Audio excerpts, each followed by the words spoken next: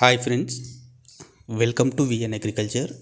ఈ వీడియోలో కేంద్ర ప్రభుత్వం యూరియా కొరతని అధిగమించడానికి, మరీ ముఖ్యంగా యూరియాపై ఇచ్చే సబ్సిడీ ద్వారా కేంద్రంపై పడుతున్న ఆర్థిక భారాన్ని అధిగమించడానికి మరియు అంతర్జాతీయ స్థాయిలో ఎరువుల ధరలు పెరుగుతాయన్న వార్తల నేపథ్యంలో కేంద్ర ప్రభుత్వం తీసుకుంటున్న చర్యలకు సంబంధించి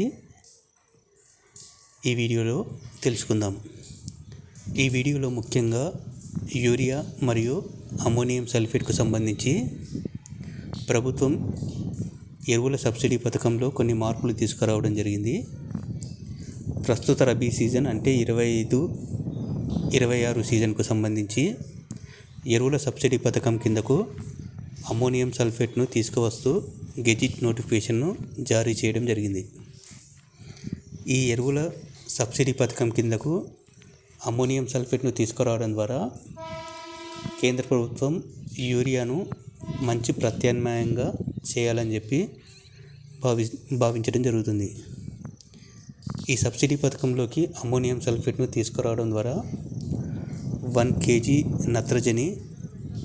నత్రజనికి 43.02 రూపాయలు మరియు సల్ఫర్కు సంబంధించి 2.87 రూపాయలు 1 kgకి సబ్సిడీ వర్తిస్తుందని చెప్పి ఎరువుల మంత్రిత్వ శాఖ నోటిఫికేషన్లో పేర్కొనడం జరిగింది. దీని ద్వారా 1 మిలియన్ టన్ అమ్మోనియం సల్ఫేట్కు సంబంధించి 9,479 రూపాయలు సబ్సిడీ వర్తిస్తుందని చెప్పి తెలియజేయడం జరిగింది. దీని ద్వారా 50 కిలోల అమ్మోనియం సల్ఫేట్ ధర 700 రూపాయలకు పడిపోయే అవకాశం ఉంది. ప్రస్తుతం మార్కెట్లో అమ్మోనియం సల్ఫేట్ 50 కిలోల బస్తా 1000 రూపాయల పైనే ఉంది.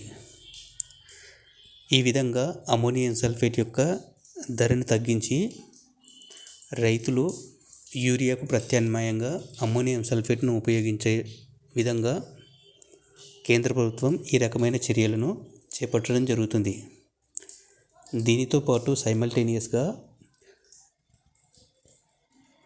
యూరియా యొక్క రిటైల్ ధర ప్రస్తుతం 300 రూపాయల లోపలే ఉంది, అంటే 267 రూపాయలుగా ఉంది. దీనిని కూడా క్రమంగా పెంచడం ద్వారా రైతులను యూరియా నుంచి అమ్మోనియం సల్ఫేట్కు కన్వర్ట్ చేయడానికి కొన్ని ప్రయత్నాలు చేస్తున్నట్టుగా కనిపించడం జరుగుతుంది. ఎందుకంటే ప్రస్తుతం మార్కెట్లో యూరియా యొక్క ధర చాలా తక్కువగా ఉంది కాబట్టి రైతులు యూరియాను విచక్షణ రహితంగా ఉపయోగించడం వల్ల అటు కేంద్రం పైన ఆర్థిక భారం పడుతుంది. అదేవిధంగా పంటలు, అదేవిధంగా నేల కూడా ఆరోగ్యం దెబ్బతినే అవకాశం ఉందని చెప్పి కేంద్ర ప్రభుత్వం భావించి ఈ రకమైన చర్యలు తీసుకోవడానికి ప్రయత్నం చేయడం జరుగుతుంది. ఇదండి ఈ వీడియో కనుక నచ్చినట్లయితే మన ఛానల్ని లైక్ చేయండి మరియు సబ్స్క్రైబ్ చేయండి.